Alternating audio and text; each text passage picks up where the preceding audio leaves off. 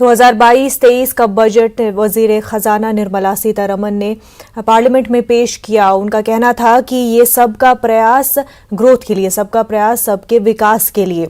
इस तरह से इंडिया फ्रॉम 75 टू 100 का बजट पेश किया गया, जिसमें एक ब्लूप्रिंट जो है पीएम गति शक्ति के तौर पर पेश किया गया। गति शक्ति जो कि 7 व्हीकल, 7 जो ट्रांसपोर्ट है उसके हवाले से, चाहे रोड की बात करें चाहे रेलवेज के हवाले से, ये गति शक्ति उस हवाले से एक रोड मैप तैयार किया हुआ है, जिसमें नए ट्रेन्स इंट्रोड्यूस कराए गए हैं जो कि कनेक्टिविटी पर ज़्यादा ध्यान देंगे, एम्प्लॉयमेंट किस तरह से जनरेट होगा उस पर ध्यान देंगे। वज़ीर खजाना निर्मला सीतारमण ने कहा कि इस हवाले से भी कि किस तरह से अर्बन और रूरल इंडिया को जोड़ा जाए, कनेक्ट किया जाएगा।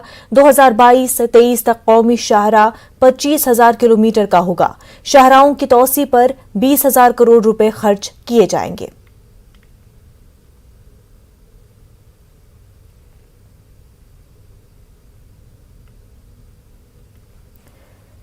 तो कई अहम फोकल पॉइंट्स इस बजट के रहे, जहां पर डिजिटलाइजेशन पर एक काफी फोकस हमें देखने को मिला कि मुल्क जो है डिजिटलाइजेशन की तरफ जा रहा है। न सिर्फ हम डिजिटल करेंसी की यहां पर बात कर रहे हैं, बल्कि गवर्नेंस के हवाले से, हेल्थ के हवाले से या फिर एजुकेशन के हवाले से भी किस तरह से मुल्क डिजिटलाइज होने जा रहा है। हमारे साथ इस वक्त इकोनॉमिस्ट मिताली निकोर जुड़ चुकी हैं। खैर मकदम है आपका। सबसे पहले आपसे ये जानना चाहेंगे कि बजट को देखते हुए आपका फर्स्ट रिएक्शन क्या है? क्या जो तमाम तर उम्मीदें थी वो पूरी हुई हैं, या क्या लग रहा है इस बजट के हवाले से जो वजीर खजाना निर्मला सीतारमण ने आपसे कुछ देर पहले ही पेश किया? मुझे लगता है कि इस बार का बजट काफी जो हमारी उम्मीदें थी, जो हमारी तमन्नाएं थी बजट से, वो काफी तरीके से सक्सेसफुल हुई हैं। वो एक्चुअली उन्होंने अनाउंस भी करी हैं। कुछ चीजें मैं हाईलाइट करना चाहूंगी। जैसे सबसे पहली बात है कि अगर हम एग्रीकल्चर को देखें तो वहां पर ये चीज बिल्कुल निकल के आ रही है कि अब ये व्हीट और राइस का जो एक फोकस था कि हमें सिर्फ यही 2 चीजों पर फोकस करना है, अब वो फोकस डाइवर्सिफाई हो रहा है और हम बहुत सारे और चीजों को एक तरफ देख रहे हैं। ऑयल सीड्स की एक नई पॉलिसी आएगी, मिलेट्स की नई पॉलिसी आएगी, तो ये एक बहुत ही अच्छा अनाउंसमेंट आज हुआ है। दूसरा, अगर आप देखिए जैसे डिजिटलाइजेशन आप कह रही थी, डिजिटल करेंसी का जो अनाउंसमेंट हुआ है वो एक बहुत ही बड़ी चीज है, क्योंकि इंडिया में बहुत महीनों से क्रिप्टो करेंसी को लेकर बहुत डिस्कशंस चल रहे थे कि क्या ये लीगलाइज होगा या नहीं।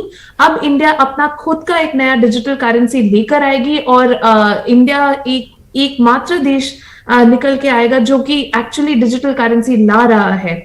और दूसरा मैं ये भी हाईलाइट करना चाहूंगी कि अगर हम देखें क्लाइमेट चेंज और एनवायरनमेंट पर भी एक फोकस, और ऐसा पहले कभी नहीं हुआ है कि बजट स्पीच में हमने ऐसा अनाउंसमेंट देखा हो ग्रीन बॉन्ड्स का।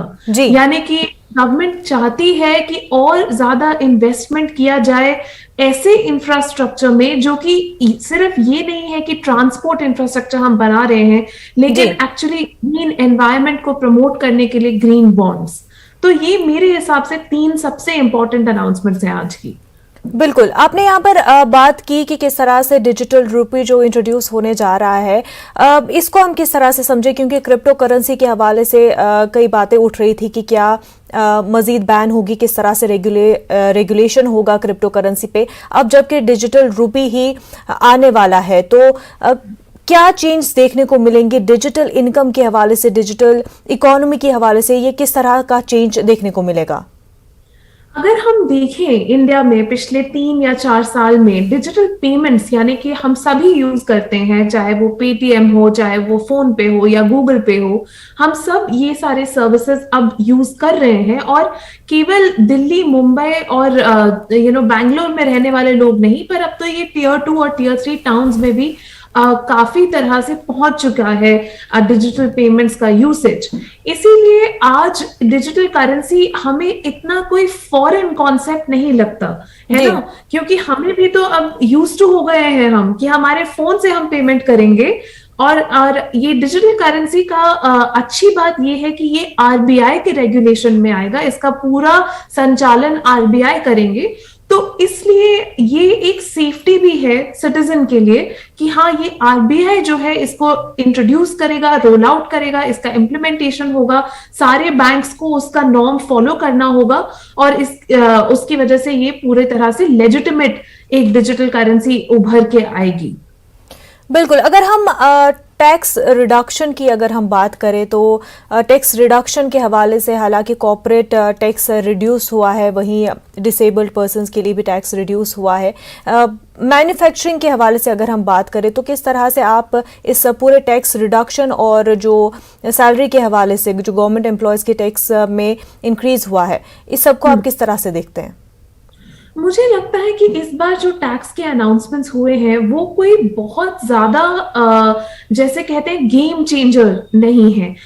मतलब थोड़ा ऊपर थोड़ा नीचे इधर उधर थोड़ा सा टिंकरिंग करके उन्होंने एक बैलेंस बनाया है जो कि सही भी है, क्योंकि अगर हम फिस्कल डेफिसिट का एम देखें 6.4% ऑफ जीडीपी, तो ये सिर्फ तभी अचीव हो सकता है जब हमारी टैक्स कलेक्शन अच्छी हो और जब हमारे पास टैक्स कलेक्शन आए। अब जीएसटी एक बहुत ही बड़ा पिलर बन चुका है जहां से गवर्नमेंट रेवेन्यू जनरेट हो रहा है, और दूसरा पिलर है इनकम टैक्स। इन दोनों के बिना हम अपना फिस्कल डेफिसिट का टारगेट नहीं अचीव कर सकते। हाँ, मैं ये जरूर कहना चाहूंगी कि ये एक अपॉर्चुनिटी थी जहां पर वेल्थ टैक्स इंट्रोड्यूस किया जा सकता था और जहां पर जो इनकम इनइक्वालिटी बढ़ रही है सोसाइटी में उसको एड्रेस किया जा सकता था, पर ये नहीं किया गया। और उस दूसरी तरफ से अगर हम देखें तो कॉर्पोरेट टैक्स इसीलिए रिड्यूस किया गया है, और वो गलत भी नहीं है, ताकि जो इकोनॉमिक रिकवरी हम देख रहे हैं अब जो अब धीरे धीरे हम देख रहे हैं कि जीडीपी बढ़ रहा है, उसको एक और बढ़ावा मिलेगा इस टैक्स रिडक्शन से। पर इसका क्या मतलब समझे कि एक मिडिल क्लास तबके पर इसका क्या असर होगा? मुझे लगता है कि मिडिल क्लास तबके पर इसका असर ज्यादा नहीं होगा इस पॉइंट पे, क्योंकि जो पर्सनल इनकम टैक्स की स्लैब्स हैं, जो रूल्स है कि हाँ इतनी कमाई पे इतना टैक्स आप दे रहे हैं, वो उतनी ज्यादा चेंज नहीं हुए हैं, सिर्फ गवर्नमेंट एम्प्लॉयज के लिए चेंज हुए जैसे आपने बताया। तो इतना ज्यादा रोजमर्रा की जिंदगी पे हमारा एक्चुअली असर नहीं आएगा इस इनकम टैक्स चेंज का। ज्यादा असर तब आता अगर वो स्लैब्स बढ़ा दिए जाते, वहां पर टैक्स अगर बढ़ा दिया जाता, पर वो नहीं हुआ है और वो इस साल हो भी नहीं सकता था, क्योंकि जो आम आदमी और आम औरत है उन्होंने ये पूरा पैंडेमिक सहा है, उनका जॉब लॉसेस हुए हैं, उनका सैलरी कम हुआ है। इस सिचुएशन में पॉसिबल ही नहीं था कि वहां पर टैक्स बढ़ाया जाए। जी, तो इस हवाले से हम क्या समझे कि मार्केट में जिस तरह से इन्फ्लेशन को लेकर के कंसर्न जताया जा रहा था वो बरकरार रहता है? इन्फ्लेशन का कंसर्न तो अभी भी बरकरार है, लेकिन इन्फ्लेशन का मैनेजमेंट बजट में नहीं हो सकता। इन्फ्लेशन का मैनेजमेंट आरबीआई करता है। तो अब 7 फरवरी को एक मीटिंग होगी आरबीआई की, और तब वो डिसाइड करेंगे कि मॉनेटरी पॉलिसी को कैसे अप्रोच करा जाए, तो तब इन्फ्लेशन मैनेजमेंट किया जाएगा। लेकिन इंडिया में एक रूल है, एक नॉर्म है कि इन्फ्लेशन को 6% के बियॉन्ड हम नहीं जाने देंगे। तो वो आरबीआई डेफिनेटली फॉलो करेगा एंड उससे बेनिफिट होगा सिटीजन्स को, और प्राइसेस उतनी नहीं बढ़ेंगी। लेकिन हाँ, आज अगर हम देखें सब्जियों के दाम, फलों के दाम, खाने पीने का दाम बहुत तेजी से बढ़ रहा है, और ये इसलिए बढ़ रहा है क्योंकि जो पेट्रोल की प्राइस है, फ्यूल प्राइस है, वो अभी भी हाई है।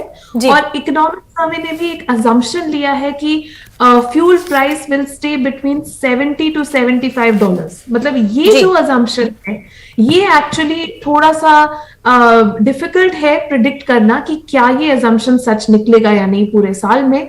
तो ये हमें अब देखना पड़ेगा।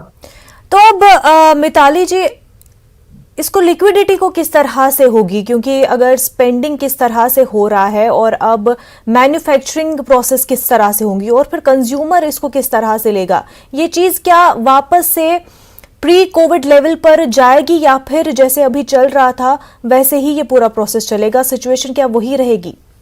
मुझे नहीं लगता है कि कंजम्पशन स्पेंडिंग जिसे हम कहते हैं, मतलब जो हमारी सबके खर्च होते हैं जी। वो प्री कोविड लेवल पर इस साल जाने वाले हैं।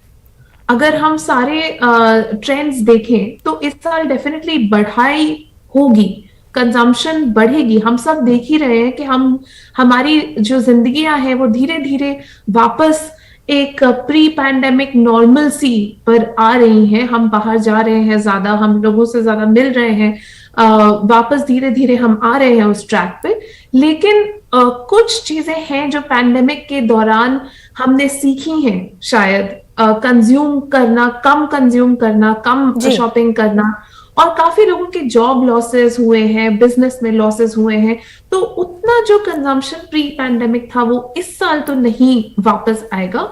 2023 में अगर हमारा ये पैंडेमिक से लड़ाई अच्छी चलती रही जैसे अभी चल रही है तो डेफिनेटली हम प्री पैंडेमिक लेवल तक पहुंच सकते हैं एक या 1.5 साल में। जी मिताली जी, तो इसको किस तरह से आप समझे कि अगरचे कंज्यूम ज़्यादा नहीं होगा तो मैन्युफैक्चरिंग भी अब ज़्यादा नहीं होगी, लेकिन बात हो रही है यहाँ पर कि जॉब्स जनरेट होंगे। लेकिन अगर कंज्यूम नहीं हो रहा है, मैन्युफैक्चर नहीं होगा तो एक्सपेंशन भी नहीं होगा, तो किस तरह से जॉब्स जनरेट होंगी? बिल्कुल बिल्कुल, ये एक बहुत ही इम्पोर्टेंट सवाल आपने रेज किया है। बात ये है कि काफी मैन्युफैक्चरिंग सेक्टर में जॉब लॉसेस हुए हैं। जी। तो जब हम कहते हैं कि 60 लाख जॉब्स जनरेट होंगी 3 साल में, 60 लाख जॉब्स, जी। तो वो काफी तो उतनी ही है जो लूज करी है लोगों ने पिछले 2 साल में। जी। तो ये तो एक रिकवरी ही है। हमें एक तरह से ये देखना चाहिए कि नेट गेन कितना हो रहा है पीएलआई स्कीम की वजह से, जी। जो ये नई स्कीम मैन्युफैक्चरिंग के लिए लॉन्च हुई है। लेकिन जो अच्छी बात है इस पूरी सारी डिस्कशन में वो ये है कि पीएलआई स्कीम के माध्यम से हम कुछ सेक्टर्स को आइडेंटिफाई कर पाए हैं, चैंपियंस जिसे हम कह सकते हैं। वो सेक्टर्स हमारी ग्रोथ को और इकोनॉमी को आगे बढ़ा सकते हैं। जैसे मैम फाइनेंस मिनिस्टर ने भी बोला अपनी स्पीच में, इलेक्ट्रिक व्हीकल्स या सोलर सेक्टर, रेन्यूएबल एनर्जी और टेलीकॉम। तो ये वो सारे सेक्टर्स हैं जो हमें आगे लेकर जा सकते हैं एक नई इकोनॉमी में जहां पे डिमांड है। जो पुरानी इकोनॉमी जिससे हम बाहर आ रहे हैं कोविड के बाद, वहां पे काफी ऐसे सेक्टर्स हैं जो उतना अच्छा परफॉर्म नहीं कर रहे हैं, जैसे कि टेक्सटाइल सेक्टर, फूड प्रोसेसिंग। तो इन सब सेक्टर्स को रिवाइवल एक्चुअली अगर हम देखें बजट में तो उतना नहीं दिया गया है, लेकिन फोकस रहा है कि जो ग्रोइंग सेक्टर्स हैं, सनराइज सेक्टर्स, जो कि फाइनेंस मिनिस्टर ने भी एक टर्म यूज किया, सनराइज सेक्टर्स। जी। तो ये बहुत जरूरी है कि एक आगे का विजन हमें दिखाई पड़ रहा है, forward looking vision finance minister ने लेके आई है। लेकिन पुराने सेक्टर्स पर और रिवाइवल पर उतना फोकस नहीं है जितना आगे के नए सेक्टर्स पर फोकस है। तो मिताली जी, क्या ये रियलिस्टिक ग्राउंड्स पर अगर हम देखें तो पुश ओवर है कि आगे बढ़ाएगा, लेकिन जो स्पीच से ऐसा लग रहा था कि ऑप्टिमिस्टिक जितना अप्रोच दिखाया जा रहा है, जितना ऑप्टिमिस्टिकली एक विजन क्रिएट किया जा रहा है, और रियलिटी ग्राउंड वो इम्प्लीमेंटेशन नहीं देखने को मिलेगा जो अभी हालात है, सिचुएशन है। अगर हम कोई भी बजट स्पीच देखें पिछले इतने सालों में, हर बार बजट स्पीच का एम ही ये होता है कि हमें एक होप और ऑप्टिमिज्म का सुनाया जाए और हम सुने उसे और ये सोचे कि हाँ हम यहाँ पहुंच सकते हैं, ये हमारा एम है। लेकिन अगर हम उसके 50% या 60%, 70% तक भी पहुंच जाएं तो भी उससे काफी चेंज और ट्रांसफॉर्मेशन आ सकता है। मैं एक एग्जांपल लूंगी यहाँ पे, जैसे प्राइम मिनिस्टर ने बात करी, फाइनेंस मिनिस्टर ने बात करी रूरल डिजिटाइजेशन की, कि भारत नेट स्कीम के जो कॉन्ट्रैक्ट्स हैं वो इस साल बिड आउट किए जाएंगे पीपीपी मोड पे, यानी कि जो प्राइवेट सेक्टर है उनको भी लाया जाएगा ताकि रूरल एरियाज में, गांव में आप टेलीकॉम और डिजिटल सर्विसेज ला सकें। अब ये स्कीम काफी साल पहले अनाउंस हुई थी और उसका एलोकेशन भी बहुत साल पहले अनाउंस हुआ था, लेकिन काफी साल से वो बिडिंग नहीं हो पाया क्योंकि कोविड हो गया और बहुत डिफिकल्टी हुई, प्राइवेट सेक्टर का इंटरेस्ट उतना नहीं था। लेकिन इस साल वो आ रहे हैं। तो ये एक बहुत अच्छी चीज है कि हाँ, हो सकता है 2-3 साल पहले अनाउंसमेंट की गई हो, उस टाइम चाहे वो नहीं वर्क किया, लेकिन आज वो चीज काम कर रही है। जी बिल्कुल। तो इससे इससे एक गवर्नमेंट का कमिटमेंट नजर आता है कि हाँ, हम इस एरिया पर फोकस्ड हैं। तो ये मुझे लगता है कि काफी अच्छी अनाउंसमेंट थी आज। बिल्कुल। आपसे मजीद इस पर जरूर जानना चाहेंगे। इस वक्त हमारे साथ कांग्रेस स्पोक्स पर्सन सृष्टि कश्यप सिंह साहिबा जुड़ चुकी हैं। खैर मकदम है आपका सृष्टि। फाइनेंस मिनिस्टर ने बजट पेश किया, आपका फर्स्ट रिएक्शन जानना चाहेंगे। This is nothing but mockery है ये बजट के नाम पे, बिकॉज हम निर्मला जी को पिछले 4 बारों से बजट पेश करते हुए देखते हुए आए हैं और उन्होंने बजट में जितनी भी बातें कही हैं जी, वो सिर्फ चुनावी जुमले हैं। उन्होंने फाइनेंशियल ईयर की बात की, वो तीसरे फाइनेंशियल ईयर की कैसे वहां पे डेटा दे सकती है, जबकि अभी ये फरवरी का बजट आप पेश कर रहे हैं। It has to be interim budget, जब आप वहाँ पे उन चीजों के बारे में सारा रिपोर्ट कलेक्ट करके आप बात करेंगी। दूसरा, निर्मला जी ने बोला कि हम 2022 में फिर से 100 मिलियन जॉब, 2014 की मैं अगर बात करूं तो इन्होंने जुमला दिया था कि 2022 तक ये 100 मिलियन जॉब्स क्रिएट करेंगी। और आज इसका रिजल्ट ये है कि 2022 में there is a loss of 10 million jobs.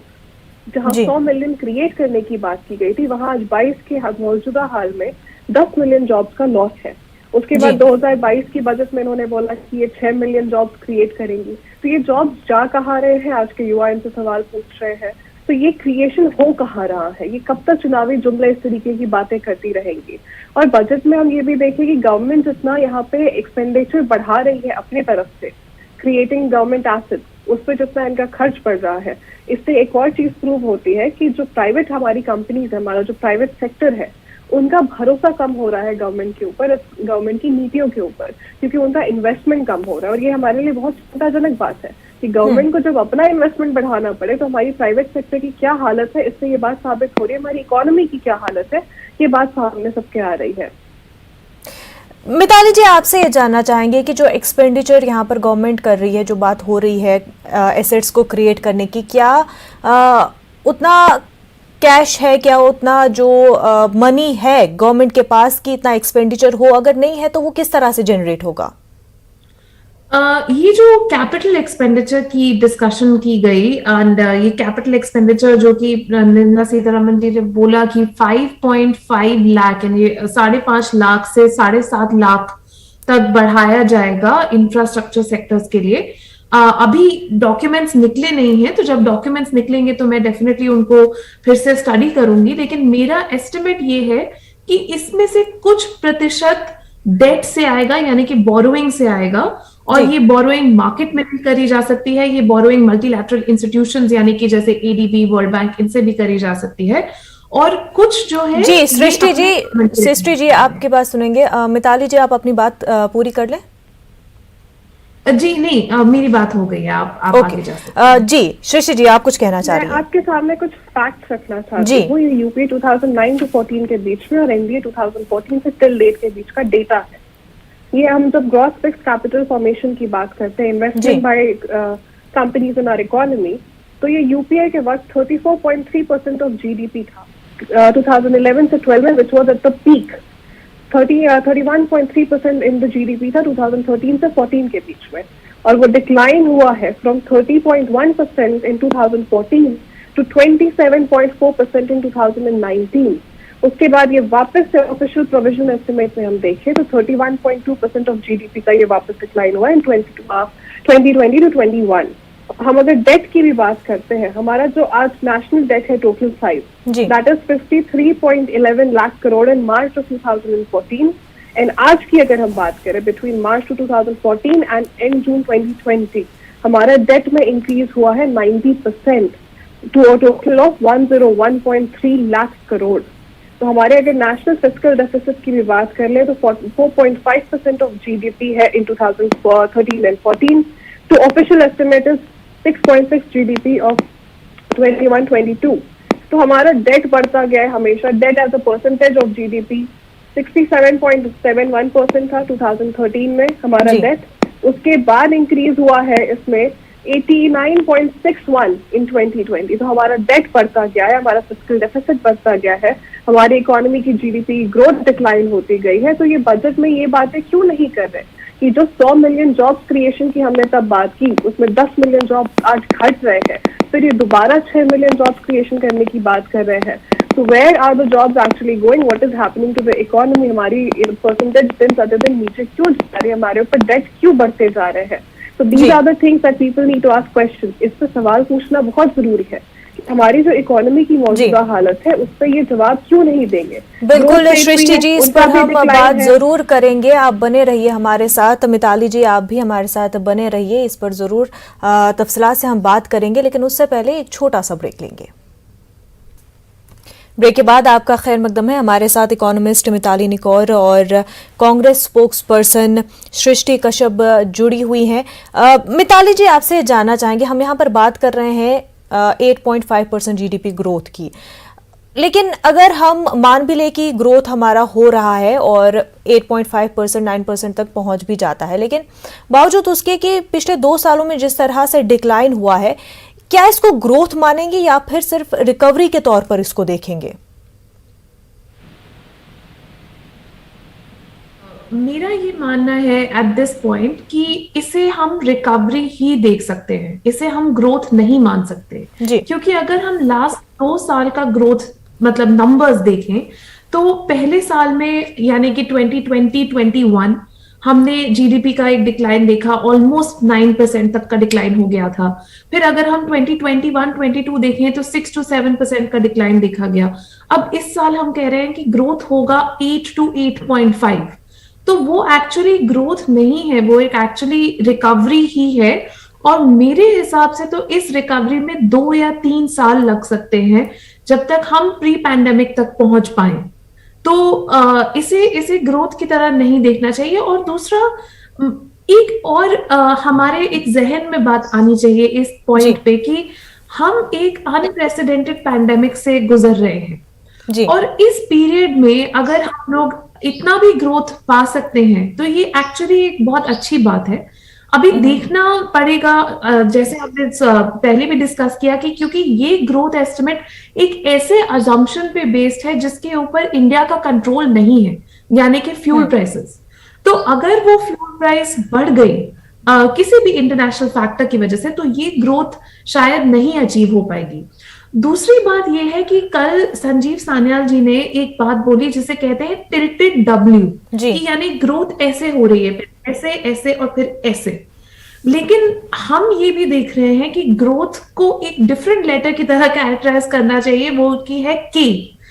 कुछ सेक्टर्स हैं जो ऐसे जा रहे हैं और कुछ सेक्टर्स हैं जो नीचे की तरफ भी जा रहे हैं, और कुछ इनकम मतलब जो लोग पॉवर्टी में जा रहे हैं, जिन लोगों की जॉब्स चली गई हैं, जिनकी इनकम चली गई है, पॉवर्टी लेवल्स बढ़ गए हैं जी। तो ये हम बिल्कुल डिनाई नहीं कर सकते। और आज डेफिनेटली एक ये चीज मुझे लगा कि फाइनेंस मिनिस्टर को शायद इसके बारे में बात करनी चाहिए थी कि हाँ जरूर पैंडेमिक का एक इम्पैक्ट हुआ है हम सब पे कि पॉवर्टी बढ़ गई है और गवर्नमेंट उसके लिए क्या कर रही है, क्या उसका विजन है, उसके बारे में आज मुझे लगता है कि उन्होंने उतनी बात नहीं करी जितनी करनी चाहिए थी। सृष्टि जी, आप बताइए कि जिस तरह से ये सिर्फ और हिंदुस्तान की बात नहीं है, क्योंकि ग्लोबल लेवल पर पैंडेमिक की वजह से हिट हुआ है, इन्फ्लेशन, ऑयल प्राइसेस राइज हो गए हैं। ऐसे में जो अभी विजन किया भी जा रहा है गवर्नमेंट की जानिब से कि 8.5% की ग्रोथ देखी जा सकती है, वो अचीव हो सकती है या नहीं भी हो सकती है, आप उसको किस तरह से देखती हैं? यार इनका आकलन है, ये जुमले फेंकने में माहिर है। अगर इन्हें बात करनी है ग्रोथ की, तो जो यूपीए का दौर था तो हमारी जीडीपी की ग्रोथ रेट थी 6.74%। उसके बाद ओईसीडी को देखें तो that was 7.46%। But Srishti ji, हम पैंडेमिक के टाइम की बात कर रहे हैं, बिकॉज पैंडेमिक में -8% पे था। तो अगर -8 से हम जितना भी आगे बढ़ेंगे तो वो हमारी ग्रोथ नहीं है, हम तो वापस रिकवर करने के रास्ते पे बढ़ेंगे। ग्रोथ तब होती जब हम 8% से आगे ग्रो कर रहे होते। हम तो अभी सबसे निचले गैस पे डूबे हुए हैं। अभी अगर हम ग्रोथ रेट की बात करें तो उससे ऊपर बढ़ने की बात हो रही है, यहाँ पे ग्रोथ की बात ही नहीं है। अभी तो हमने जो कुआं खोदा है, जिस कुएं में हम गिरे हैं, वहां से वापस निकलने की शुरुआत होगी। अगर इसमें ये काम कर पाते हैं तो जिसमें ये आज तक विफल रहे हैं। क्योंकि आज भी मैं सुन रही थी बड़े ध्यान से, तो उन्होंने पॉवर्टी की बात की। जी बिल्कुल सही बात। सृष्टि जी आपकी बात पूरी सुनेंगे जरूर, लेकिन इस वक्त कुछ रिएक्शंस आ रहे हैं, एक बार नाज़रीन को दिखा दें। Well, I mean, very clear that as far as digital currency is concerned, the government was heading in that direction, and to the best of my knowledge, it's a reasonable proposition. I don't think we'll be criticizing that. But what we are more concerned about is the lack of substance for the common Indian citizen in this bill, in this budget. The speech has left us feeling completely underwhelmed. It's a damp squid. Thank you, sir. Thank you so much, sir. तो आपने सुना इस वक्त शशि थरूर का reaction इस पूरे budget speech के हवाले से। डिजिटल करेंसी की तरफ बढ़ तो रहे हैं, लेकिन कॉमन आदमी के लिए, आम आदमी के लिए इस बजट में क्या है? सृष्टि जी आप सबसे पहले अपनी बात मुकम्मल कर ले, उसके बाद हम मिताली जी से ये समझना चाहेंगे कि ठीक है हम डिजिटल वे में आगे तो हो रहा है, डिजिटलाइजेशन तो हो रहा है, लेकिन आम आदमी का क्या, इसका आम आदमी पर क्या असर पड़ेगा? सृष्टि जी सबसे पहले आप अपनी बात मुकम्मल करें। असर देखिए ये पड़ेगा कि जो पॉवर्टी रिडक्शन की बात है, आज हमारे देश में जो पॉवर्टी बीपीएल फैमिलीज की अगर बात करते हैं तो 273 पीपल जो है, million people, they were lifted out of poverty during the Manmohan Singh era. उनके वक्त में 273 मिलियन लोग, उनको पॉवर्टी से निकाला गया था। और अगर हम आज की बात करें तो 4 करोड़ पीपल, उनको वापस से पॉवर्टी में भेजा गया है। सिंस मार्च 2020 अलोन 4 करोड़ लोगों को वापस से गरीबी की तरफ धकेल दिया इस सरकार की नीतियों ने। तो ये पॉवर्टी पे ये बात नहीं कर सकती, क्योंकि इनकी जो ये सूझबूझ की सरकार है, इनकी जो पॉलिसीज है, जो नीतियां बनती है, वो हम तो हमारे दो के लिए बनती है। क्योंकि अगर एक आम इंसान वापस बीपीएल में जा रहा है, गरीबी रेखा की तरफ जा रहा है, तो वहीं देश के जो यहाँ पे गिने चुने नेता लोग हैं, यहाँ जो हमारे बिजनेसमैन हैं, जिनको आज चीजें हम प्रॉफिट करने के लिए आज नीतियां बनाती है ये सरकार हमारी, उनकी दिन दुनी रात चौगुनी तरक्की होती है। उनकी आय जो है वो 1000 करोड़ पर डे होती है, जबकि एक आम इंसान की आय 178 रुपीज पर डे होती है, एक डेली वर्कर की आय, जिसमें कोई ग्रोथ नहीं हुआ है सरकार के आने के बाद।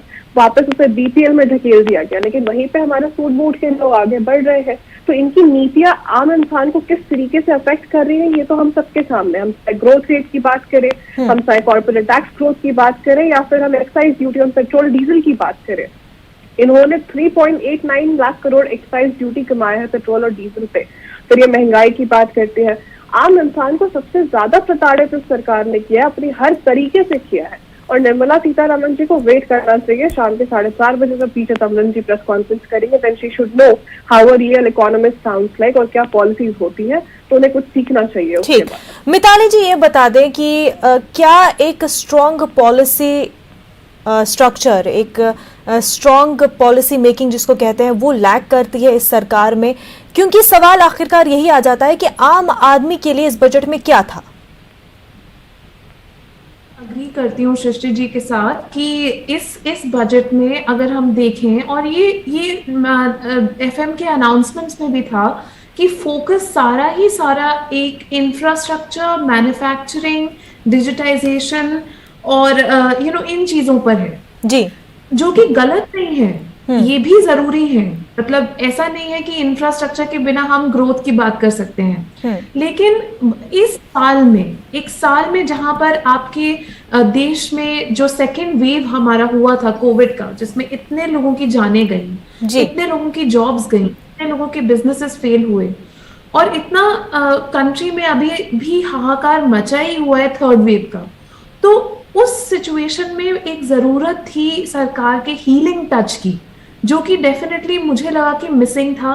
कि अगर आप बात करें इस चीज की कि हाँ हमने एजुकेशन के लिए क्या किया, लड़कियों के लिए क्या किया, हमने कोई सोशल प्रोटेक्शन, कैश ट्रांसफर, कोई विमेन को हम कोई कैश ट्रांसफर ऑफर कर देते, जहां पर अर्थव्यवस्था को स्टेबल रखने के प्रयास किए गए, जिसका नतीजा है कि आज हमारे देश की अर्थव्यवस्था इस वैश्विक आर्थिक तंगी और मंदी के दौरान भी जो है वो स्टेबल रही। वहीं दूसरी ओर गांव, गरीब, किसान, झुग्गी झोपड़ी का इंसान, नौजवान, महिलाएं और कर्मचारी, उसके साथ ही साथ जो दस्तकार, शिल्पकार, कारीगर, उन सभी के हितों का पूरी मजबूती के साथ ध्यान रखा गया है। और मैं मानता हूं कि इस पूरी दुनिया में जो इस वक्त आर्थिक तंगी और मंदी के बीच में एक विश्वास का, एक भरोसे का, एक होप का मजबूत एहसास कराने वाला ये बजट। सृष्टि जी, मुख्तार अब्बास नकवी अपना रिएक्शन दे रहे थे और जिस तरह से निर्मला सीतारमण ने अपनी स्पीच से पहले शुरुआत में ये भी कहा था कि ये यूथ के लिए बजट है, ये जो है वुमेन के लिए बजट है, खवातीन के लिए बजट है, SC ST के लिए बजट है। पर ये सेंटेंस जो पहले कहा गया, क्या वो रिफ्लेक्ट हुआ फिर बजट स्पीच में? सृष्टि जी, देखिए, बजट स्पीच आपने भी सुनी, मैंने भी सुनी, शीतल जी ने भी सुनी, हम तीनों ने ये बजट स्पीच सुनी। वहाँ पे आम इंसान की बात नहीं की गई।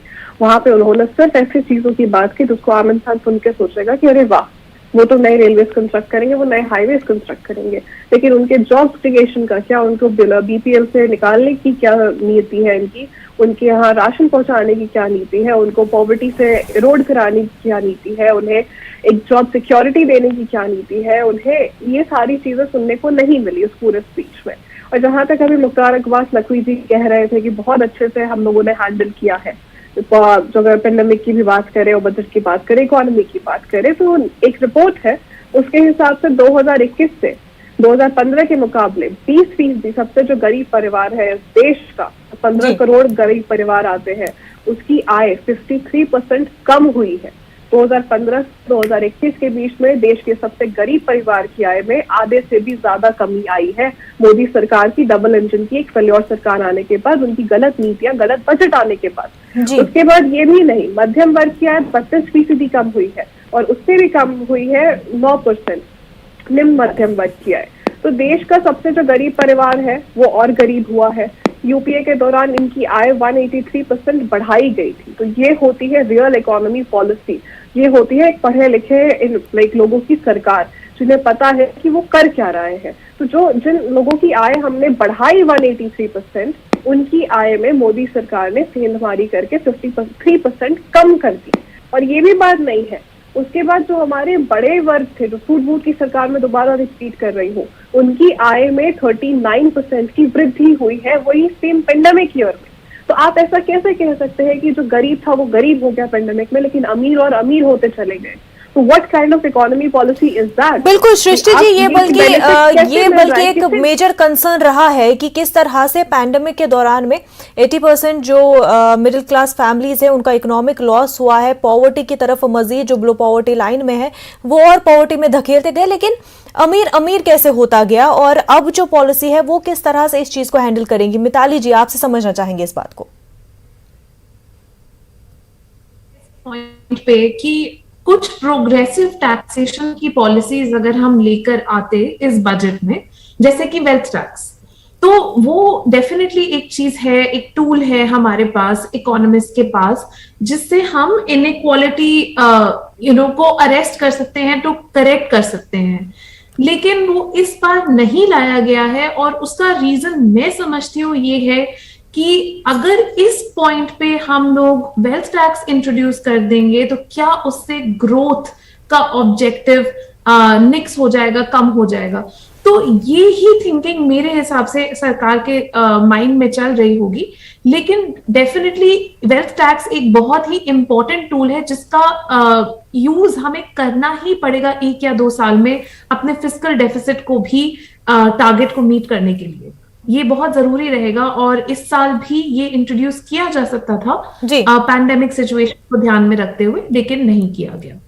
जी मिताली जी, ये भी समझना चाहेंगे क्योंकि किसानों के लिए बहुत उम्मीदें थी कि किसानों के लिए क्या कुछ होगा इस बजट में। MSP को खास तौर से मद्देनजर रखते हुए माना जा रहा था क्या होगा इस बजट में, लेकिन जो बातें कही गई कि इंसेंटिव्स प्रोवाइड किए जाएंगे, हालांकि आपने इससे पहले भी बताया कि क्रॉप्स के हवाले से किस तरह से एक स्टेप आगे बढ़ाया गया है, लेकिन कहीं ना कहीं वहां पर भी लैक की है गवर्नमेंट अपनी स्ट्रैटेजी में। तो मुझे ये लगता है कि इस बार स्ट्रैटेजी ये रही है कि हम क्रॉप का डाइवर्सिफिकेशन करेंगे, लेकिन हम अब राइस और वीट का जो इंसेंटिव दिया जा रहा था काफी दशकों से, उसको थोड़ा सा कम करेंगे। तो इस बार भी वैसे MSP दिया गया है राइस और वीट के लिए, लेकिन उसे बढ़ाया नहीं गया है। तो मेरे हिसाब से धीरे धीरे की थिंकिंग आ रही है कि हमें राइस और व्हीट के से दूर जाना चाहिए और ऑर्गेनिक फार्मिंग करनी चाहिए, केमिकल फ्री फार्मिंग भी अनाउंस करी गई। लेकिन प्रॉब्लम ये है कि यानी कि पॉलिसी लेवल पर ये बहुत ही अच्छा थॉट है और सही डायरेक्शन में थॉट है, लेकिन ग्राउंड लेवल पर जब हम उसको इम्प्लीमेंट करते हैं तो फार्मर्स को एजुकेट करने की जरूरत है, उनके साथ काम करने की जरूरत है और उनको फाइनेंस प्रोवाइड करने की भी जरूरत है ताकि वो एक शिफ्ट कर सकें राइस और व्हीट से टुवर्ड्स ऑयल सीड्स, पल्सेस और मिलेट्स, जिसकी बात आज निर्मला सीतारमण जी ने करी। मिताली जी, तो क्या कहें कि ये एक लॉन्ग टर्म प्लान तो दिख रहा है, इंफ्रास्ट्रक्चर को मजबूत करने की बात हो रही है, यहाँ पर लॉन्ग टर्म विजन तो दिख रहा है, लेकिन जो लोग उम्मीद कर रहे थे कि इमीडिएट रिलीफ कुछ हद तक मिल पाएगा, वो कहीं ना कहीं लैग कर गया इस बजट में। बिल्कुल, आई थिंक ओवरऑल हम लोग यही कह सकते हैं कि इस बजट में एक एस्पिरेशनल वैल्यू है कि इंडिया कहाँ पहुंचे, और जो कि फाइनेंस मिनिस्टर ने कहा भी कि इंडिया एट 100 का ये बजट है, लेकिन इंडिया एट 75 या इंडिया एट 80 या इंडिया एट 85 कहाँ होगा, उसके बारे में भी बात करनी बहुत जरूरी है, जो कि आज उतनी नहीं हुई। और डेफिनेटली आज हम इसमें से क्या ले सकते हैं वो यही है कि अगर हम कैश ट्रांसफर्स की बात करें कुछ फार्मर्स के लिए, अगर हम डिजिटाइजेशन की बात करें, डिजिटल करेंसी की बात करें, तो ये डेफिनेटली बहुत अच्छे अनाउंसमेंट्स हैं। ग्रीन बॉन्ड्स बहुत अच्छा अनाउंसमेंट है, लेकिन लोगों के लिए, आम आदमी के लिए, पॉवर्टी रिडक्शन के लिए और तरकीबें, स्कीम्स की जरूरत थी, जो कि आज नहीं हुई। बिल्कुल मिताली साहिबा, बेहद शुक्रिया हमारे साथ बात करने के लिए। सृष्टि जी, किसानों को जो उम्मीदें थी, क्या वो उम्मीदों पर ये सरकार खरी उतरी है, या फिर जिस तरह से जो कुछ भी वादे किए गए थे, जो कुछ भी उम्मीदें थी, उनको लेकर के कहीं ना कहीं फिर से मायूसी देखने को मिलेगी किसानों में? किसानों के एमएसपी की बात की गई क्या इस बजट में? किसानों के बेटर इरिगेशन पॉलिसी को डेवलप करने की बात की गई या उनके लिए कोई अच्छे स्कीम्स की बात की गई? नहीं की गई।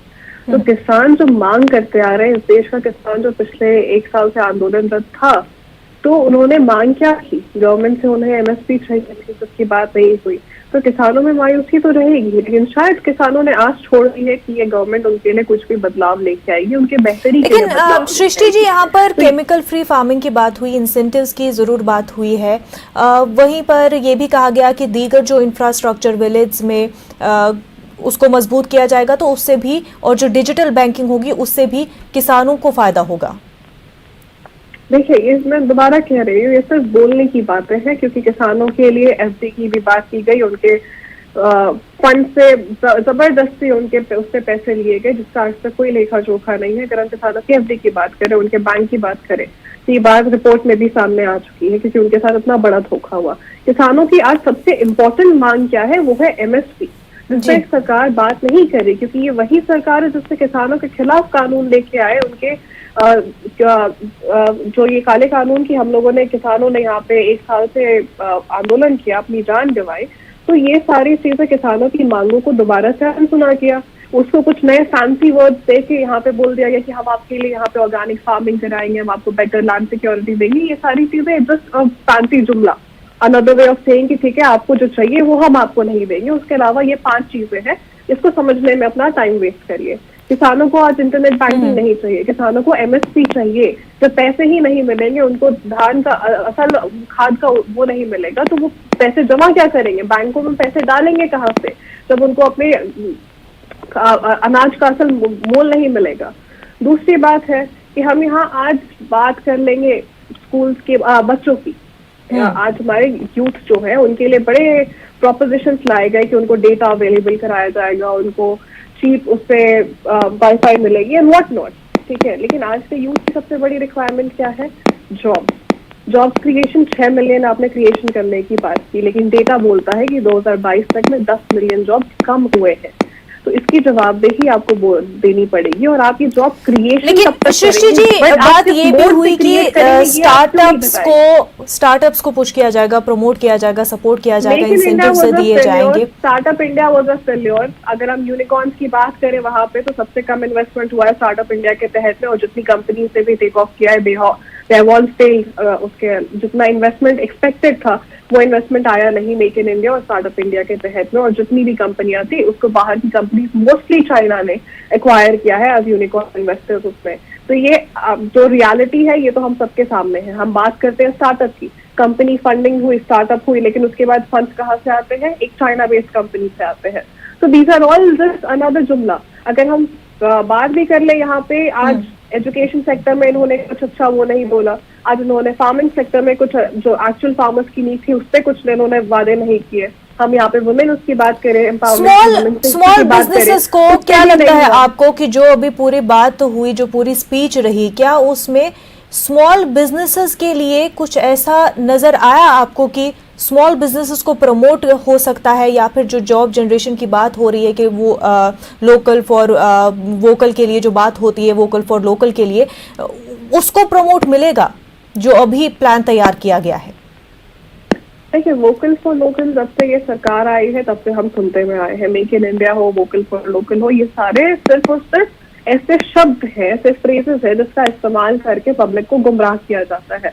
क्योंकि वोकल फॉर लोकल इंडिया हमेशा से रहा है, हमारी जो हेरिटेज रही है हम हमेशा से उसी पे काम करते हुए आए हैं।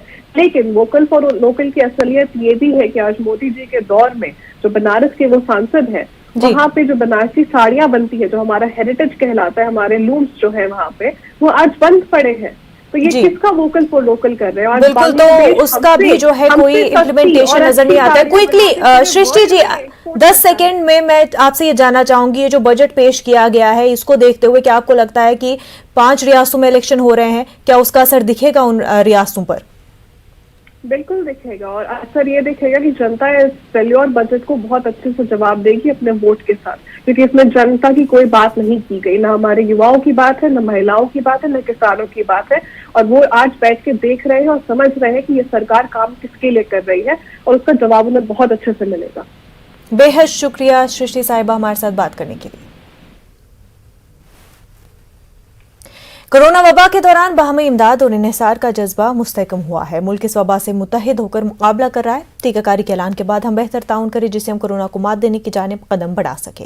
नेटवर्क 18 इस मुहिम में हर कदम पर आपके साथ रहेगा। जब तक सभी महफूज नहीं होते तब तक कोई भी महफूज नहीं होगा। इसी सोच की बुनियाद पर हमारी मुहिम संजीवनी का मकसद यकीनी बनाना है कि वैक्सीन पाना सभी हिंदुस्तानियों का हक है।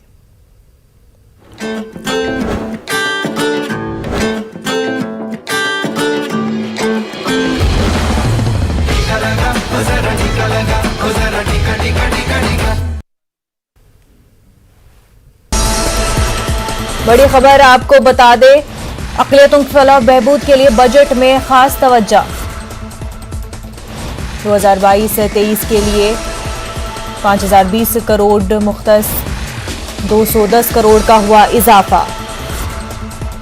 पहले बजट था 4810 करोड़। अक़लियतों की फलाह बहबूद के लिए इस बजट में खास तवज्जो दिया गया है। तो बड़ी खबर आपको बजट के हवाले से बता रहे हैं। 2022-23 के लिए 5020 करोड़ रुपए मुख्तस किए गए हैं। 2010 करोड़ का इजाफा हुआ है। इस न्यूज हेडलाइंस के प्रायोजक पेट सफा